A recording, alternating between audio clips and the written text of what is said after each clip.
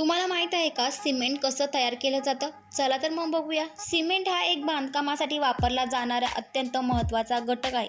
हा एक प्रकारचा बाइंडर आहे, म्हणजेच वेगवेगळ्या वस्तू एकत्र जोडणारा. सिमेंट पाण्याबरोबर मिसळल्यावर एक चिकट मिक्स तयार होतं, जे काही वेळात घट्ट होतं आणि मजबूत होतं. आजच्या मोठ्या इमारती, पूल, रस्ते आपण पाहतो, त्यात सिमेंटचा खूप मोठा वाटा असतो. घर बांधताना भिंती, फाउंडेशनसाठी, रस्ते, पूल, डॅम्स आणि मोठ्या प्रकल्पांसाठी टाइल्स बसवण्यासाठी, प्लास्टरिंगमध्ये, जलाशय किंवा जलवाहिन्या तयार करताना आणि आता तर डिझाईन आणि डेकोरेशनसाठीही सिमेंट वापरलं जातं. चुना, माती, गंधक, लोखंडाचा अंश, सिलिका या सर्व कच्च्या मालाचं मिश्रण मोठ्या मशीनमध्ये भरलं जातं आणि त्याची बारीक पूड केली जाते. नंतर ही पूड एका मोठ्या भट्टीमध्ये तापवली जाते.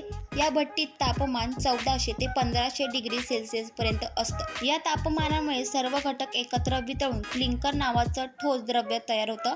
हे क्लिंकर थंड केलं जातं आणि त्यानंतर त्यात थोडंसं जिप्सम मिसळलं जातं आणि मग या सगळ्याची अतिशय बारीक पूड करून तयार होतं ते आपलं सिमेंट.